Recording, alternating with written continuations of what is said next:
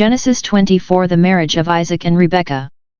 Now Abraham was old, well advanced in years, and the Lord had blessed Abraham in all things. And Abraham said to his servant, the oldest of his house, who had charge of all that he had, put your hand under my thigh, and I will make you swear by the Lord, the God of heaven and of the earth, that you will not take a wife for my son from the daughters of the Canaanites, among whom I dwell, but will go to my country and to my kindred, and take a wife for my son Isaac.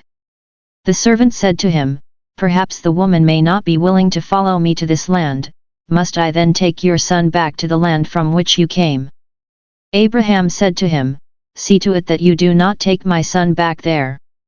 The Lord, the God of heaven, who took me from my father's house and from the land of my birth, and who spoke to me and swore to me, to your descendants I will give this land, he will send his angel before you, and you shall take a wife for my son from there.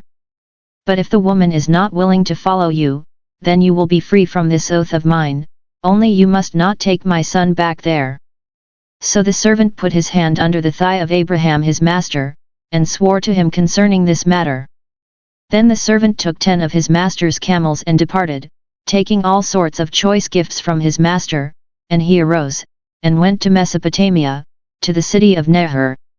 And he made the camels kneel down outside the city by the well of water at the time of evening, the time when women go out to draw water.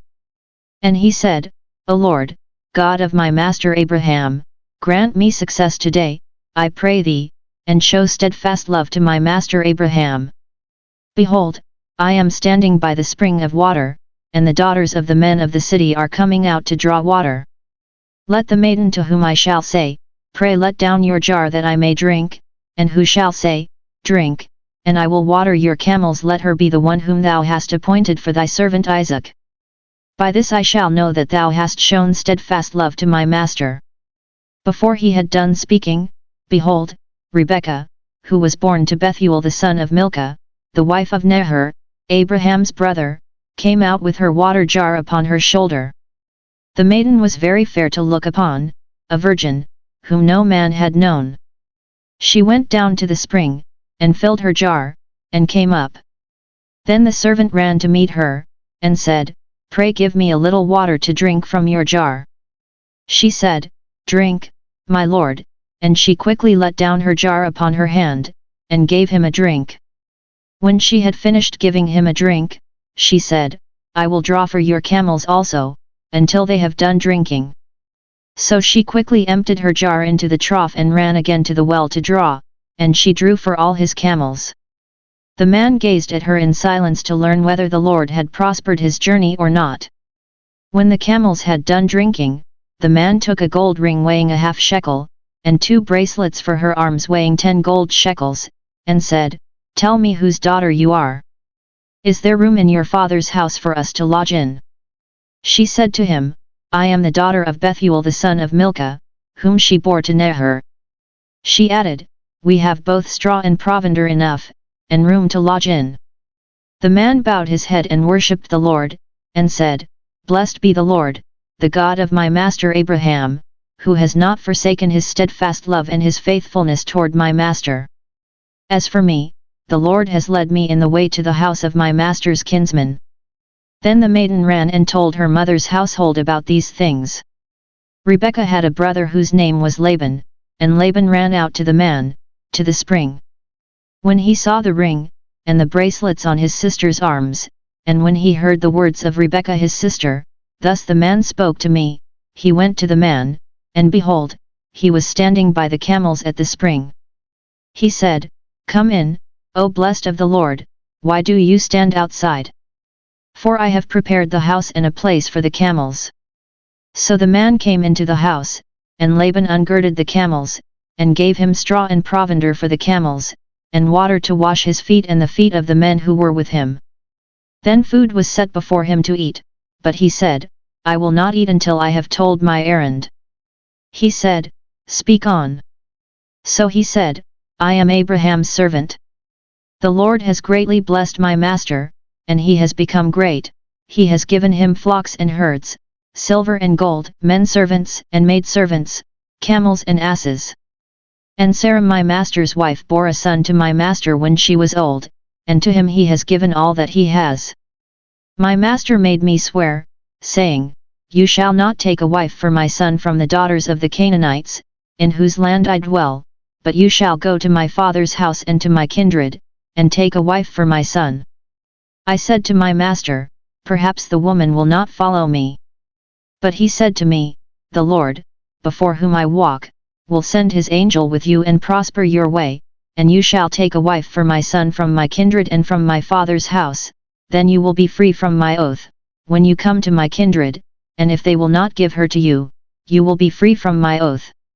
I came today to the spring, and said, O Lord, the God of my master Abraham, if now thou wilt prosper the way which I go, behold, I am standing by the spring of water, let the young woman who comes out to draw, to whom I shall say, Pray give me a little water from your jar to drink, and who will say to me, Drink, and I will draw for your camels also, let her be the woman whom the Lord has appointed for my master's son.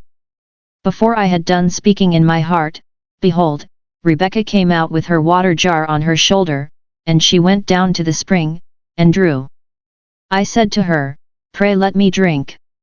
She quickly let down her jar from her shoulder, and said, Drink, and I will give your camels drink also. So I drank, and she gave the camels drink also. Then I asked her, Whose daughter are you? She said, The daughter of Bethuel, Nahor's son, whom Milcah bore to him. So I put the ring on her nose, and the bracelets on her arms. Then I bowed my head and worshipped the Lord, and blessed the Lord, the God of my master Abraham, who had led me by the right way to take the daughter of my master's kinsman for his son.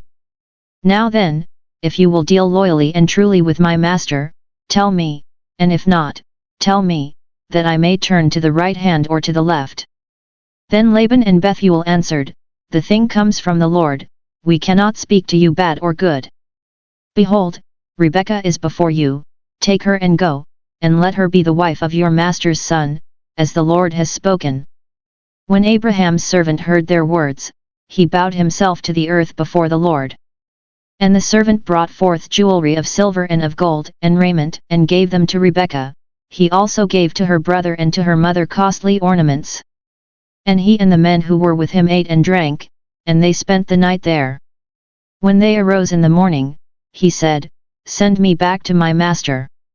Her brother and her mother said, Let the maiden remain with us a while, at least 10 days, after that she may go. But he said to them, Do not delay me, since the Lord has prospered my way, let me go that I may go to my master. They said, We will call the maiden, and ask her. And they called Rebekah, and said to her, Will you go with this man? She said, I will go. So they sent away Rebekah their sister and her nurse, and Abraham's servant and his men.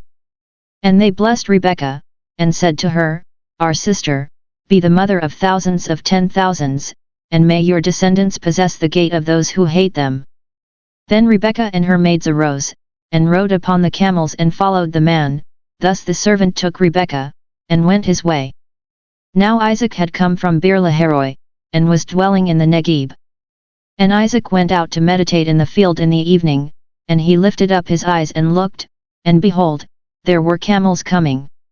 And Rebekah lifted up her eyes, and when she saw Isaac, she alighted from the camel, and said to the servant, Who is the man yonder, walking in the field to meet us? The servant said, It is my master. So she took her veil and covered herself. And the servant told Isaac all the things that he had done. Then Isaac brought her into the tent and took Rebekah, and she became his wife, and he loved her. So Isaac was comforted after his mother's death.